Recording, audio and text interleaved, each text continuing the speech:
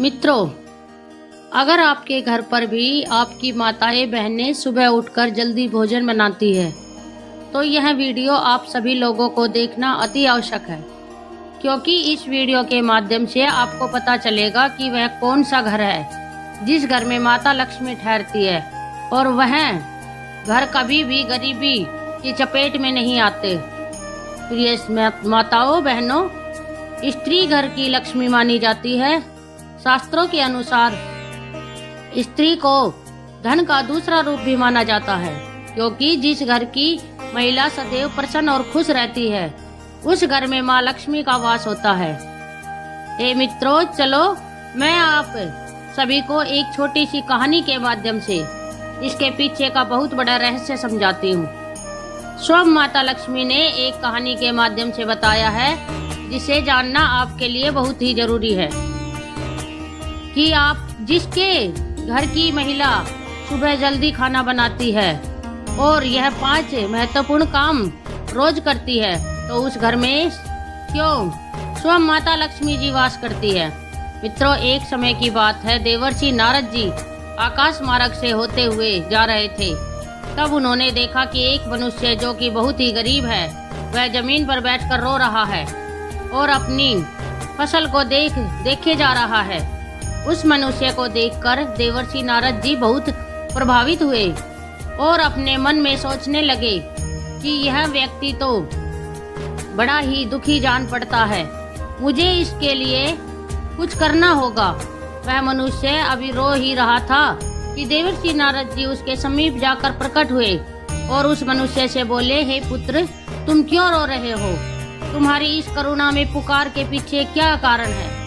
जब उसे मनुष्य ने अपनी आंखें खोली तो पाया कि सामने स्वयं नारायण के सबसे बड़े भक्त देवर्षि नारद जी खड़े हैं। उस मनुष्य ने देवर्षि नारद जी को प्रणाम किया और उसने अपनी व्यथा बताई। उस मनुष्य की व्यथा को सुनकर देवर्षि नारद जी सोच में पड़ गए कि मुझे इस मनुष्य की समस्या का समाधान तो करना ही है, तो क्यों ना मैं इसकी समस्या के समाधान के लिए स्वयं माता जी माँ लक्ष्मी से जाकर मिल लूं और उनसे ये पूछ लूंगा कि माँ ने इस मनुष्य का घर क्यों छोड़ा, इस वजह से यह गरीब हो गया है। अब देवर्षि नारद जी उस मनुष्य को विश्वास दिलाते हुए कहते हैं कि मैं कुछ समय बाद तुम्हारे पास तुम्हारी समस्या का समाधान लेकर अवश्य उपस्थित होऊंगा। इतना कहकर देवर्षि नारद जी वहां से अंतर्ध्यान हो गए और माता लक्ष्मी के पास जाकर प्रकट हुए। देवर्षि नारद जी को आया हुआ देखकर माता लक्ष्मी ने उन्हें प्रणाम किया और उनके आने का कारण पूछते हुए बोली, अरे देवर्षि नारद जी, आप आज हमारे यहाँ किस प्रयोजन से पधारे हैं? तब देवर्षि नारद जी ने बताया, माता को प्रणाम करते हुए कहा कि हे माते, आज जब मैं आकाश मार्ग में विचरण कर रहा था, मैंने देखा कि एक मनुष्य अपने खेत में बैठकर विलाप कर रहा है।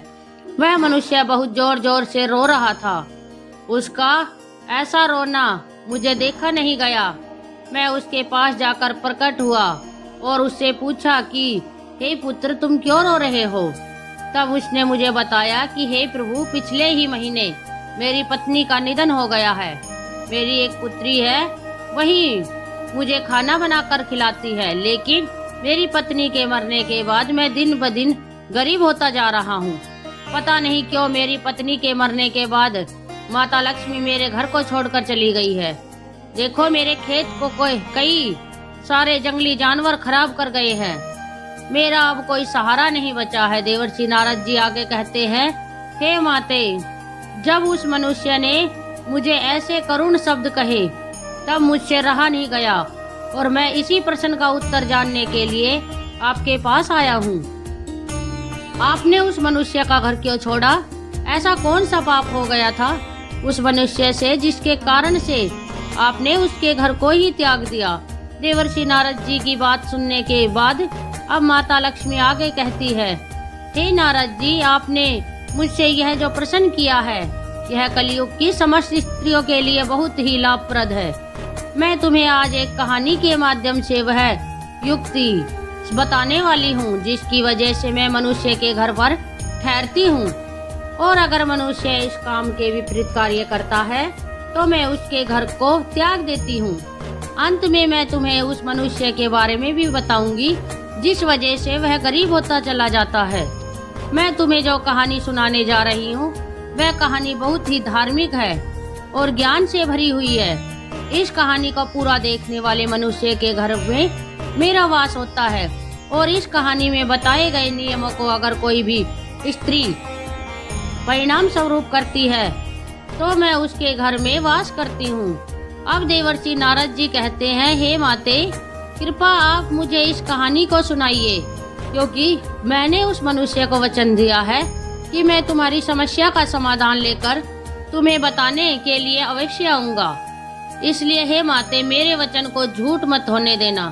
हे देवर्षि नारद जी, मैं आपके वचन को झूठ नहीं होने दूंगी और उस मनुष्य के विषय में मैं आपको अंत में बताऊंगी। अब कहानी का आरंभ करती हुई माता लक्ष्मी जी कहती है, एक समय की बात है, किसी नगर में एक श्याम नाम का आलसी और कामचोर इंसान रहता था। वह इतना आलसी था कि खटिया पर जिस तरह करवट लेता था उसी करवट लेटा रह जाता था। करवट बदलने में भी उसे परेशानी आती थी। उसकी पत्नी बेचारी जब किसी काम के लिए उसे कहती थी तभी वह करवट बदलता और पत्नी की तरह पीठ फेर कर पड़ा रहता था। उसकी इन आदतों को देखते हुए पत्नी को विश्वास हो गया था कि वह कभी कुछ नहीं कर पाएगा। एक दिन पत्नी ने बड़े ही प्रेम से उसे समझाया और बोली, मैं जानती हूँ कि तुम्हें खटिया से उठने में कष्ट होता है, किंतु इस तरह एक ही करवट लेटे रहने से भी आदमी नाकारा हो जाता है और आप बाहर नहीं जाना चाहते हो, खटिया पर बैठे बैठे ही कुछ करते रहो। तब वह श्याम सोचने लगा, ऐसा कौन सा काम है जिसे खटिया पर बैठे बैठे ही किया जा सकता है। कुछ देर बाद उसकी समझ में बात आई।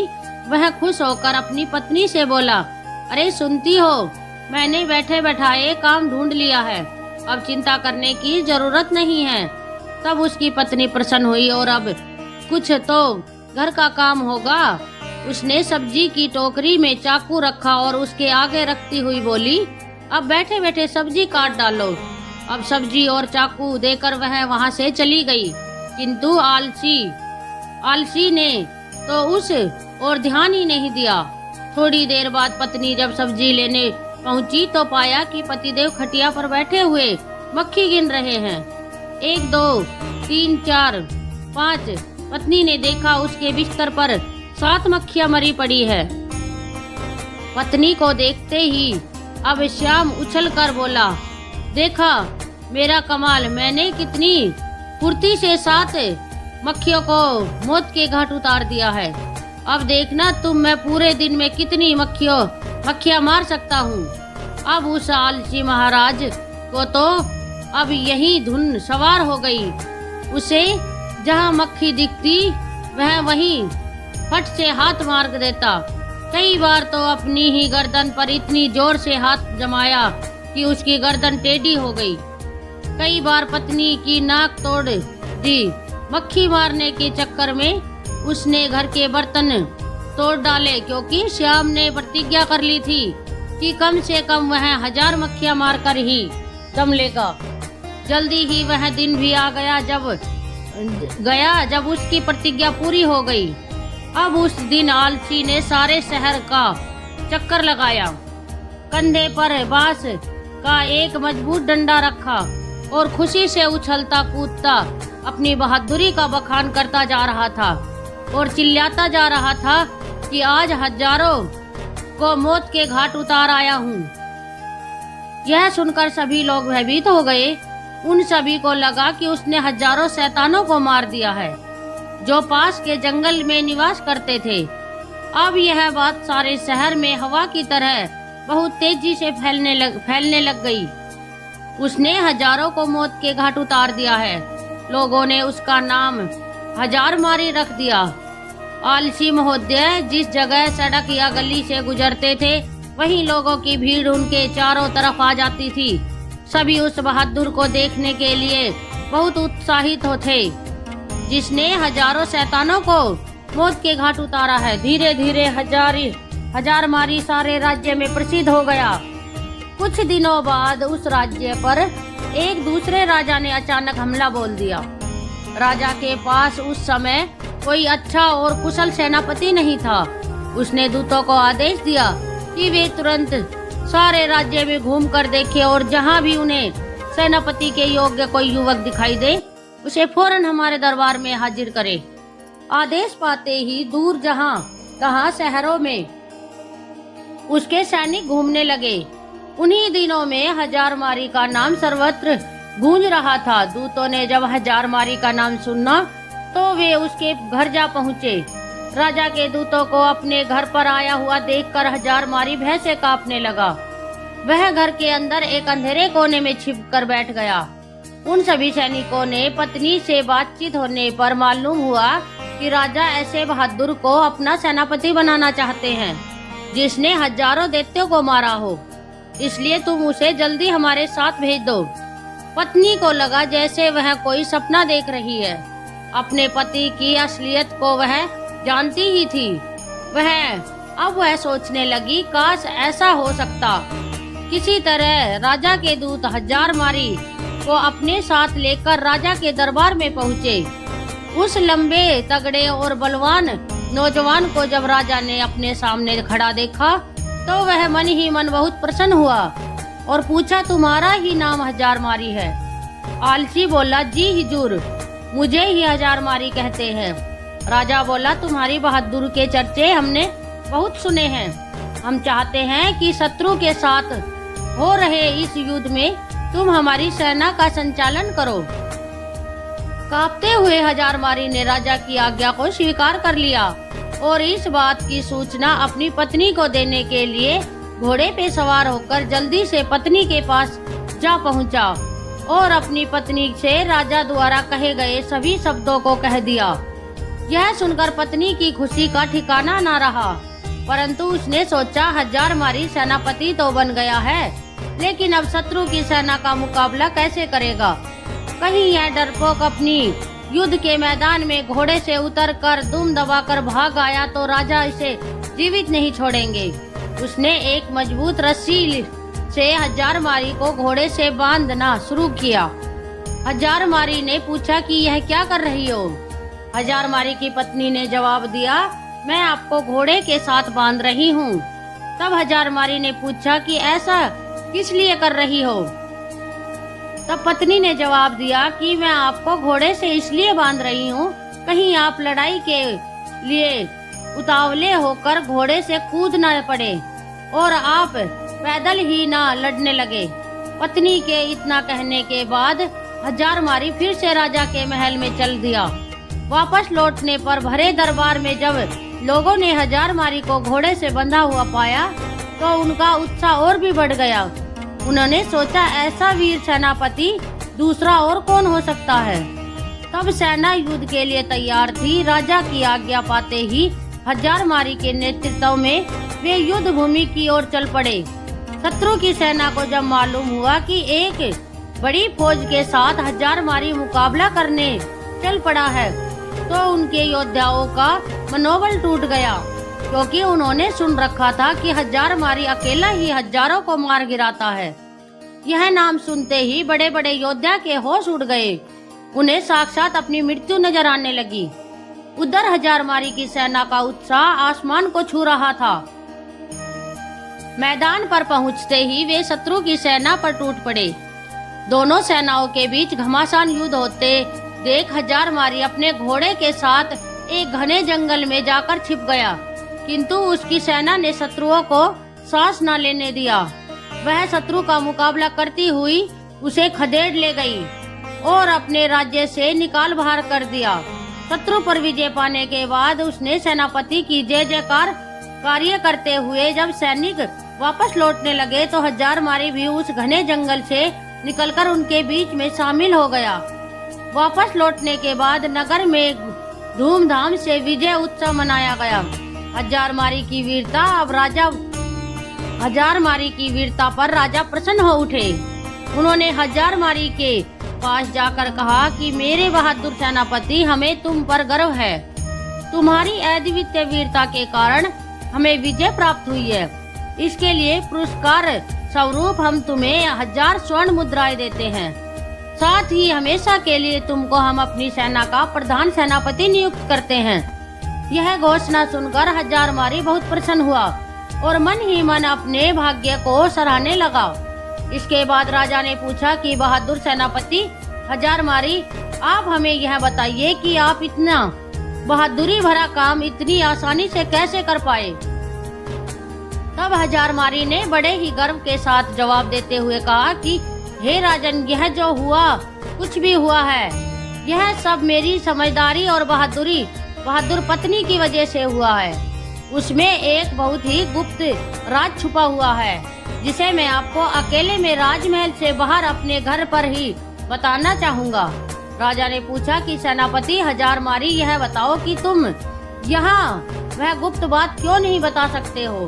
तो उसने कहा, यही तो मेरी सफलता का राज्य है जिसे मैं सबके सामने नहीं बता सकता। आपको मेरे साथ घर चलना पड़ेगा।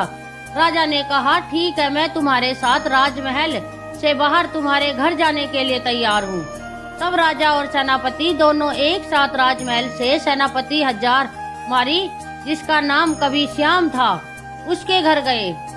जब वह घर पहुँचे तो उन्होंने देखा कि सेनापति हजारमारी की पत्नी अपने घर में बैठी बड़ी बेसब्री से अपने पति का इंतजार कर रही थी। जैसे ही हजारमारी की पत्नी ने सुबह सुबह अपने पति और राजा साहब को अपने घर पर आया हुआ देखा, वह तुरंत उठी और राजा साहब के सम्मान के लिए उपयुक्त व्यवस्था करने में जुट गई। फिर राजा का बड़े ही उत्साह के साथ स्वागत सत्कार किया और वह खाना तो बना ही चुकी थी। तभी उसने राजा साहब को खाने के लिए भी चौकी सजा दी और राजा साहब को सुबह सुबह ही अच्छा खाना खिला दिया। अब हजारमारी बोला, हे महाराज, अब तो आपने देख ही लिया होगा और समझ ही गए होंगे कि मेरी जीत का असली राज्य क्या है। तब महाराज ने कहा, सेनापति जी, आप कहना क्या चाहते हैं। तब हजारमारी ने कहा, महाराज, जैसा कि हम सभी को पता है कि जिस घर की महिला सुबह प्रातःकाल ब्रह्म मुहूर्त में उठ जाती है, उसके घर में कभी भी लक्ष्मी की कमी नहीं होती है और उसके यहाँ लक्ष्मी का वास होता है। और वही जिस घर की महिला सुबह सुबह जल्दी खाना नहीं बनाती है और जिस घर की कभी भी तरक्की नहीं होती है।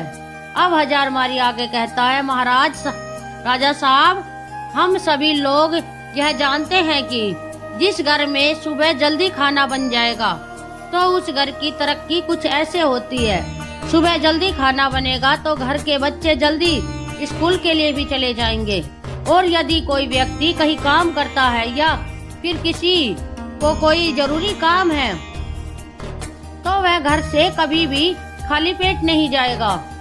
वह कहीं भी खाना खाने के बाद जा सकता है और अपना पूरा काम पूरी लगन से मन से कर सकता है। तो सुबह सुबह जो भी स्त्री जल्दी खाना बना लेती है उसके घर में तरक्की होना बिल्कुल तय है। हजारमारी ने फिर राजा साहब से जो भी उसके जीवन में अपनी पत्नी के प्रति सहायता की बातें जितनी भी थी और वह युद्ध में किस प्रकार से जीता था, यह सब राजा साहब को बता देता है। तब राजा साहब यह सब जानने के बाद कहते हैं, आपने बिल्कुल सही कहा सेनापति जी। जिस घर की महिला सुबह जल्दी ब्रह्म मुहूर्त में उठकर सारे घर के कार्य कर लेती है और सुबह जल्दी खाना बना लेती है, उस घर की तरक्की तो बिल्कुल तय है। उसके बाद राजा साहब ने हजारमारी की पत्नी को ढेर सारी अर्शिया और जवाहरात से सम्मानित किया।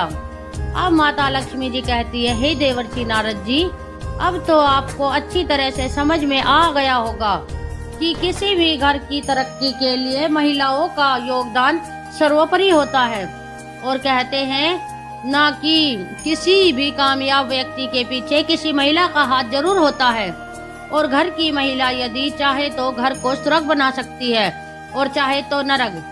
हे देवर्षि नारद जी, अब मैं तुम्हें बताती हूँ कि उस मनुष्य के घर पर गरीबी क्यों पसरी हुई है और मैंने उसके घर से प्रस्थान क्यों किया है, क्योंकि उस मनुष्य की पत्नी ने मरने के बाद उसकी पुत्री समय पर कोई कार्य नहीं करती है वह सुबह 8 बजे उठती है और 10 बजे तक खाना बनाया करती है। ना कोई पूजा पाठ करती है, ना ही धर्म से चलती है। वह अपने मासिक धर्म के दौरान भी खाना बनाती है। इसलिए ही मैंने उस मनुष्य के घर को छोड़ दिया है। इस वजह से ही वह मनुष्य अब गरीब है।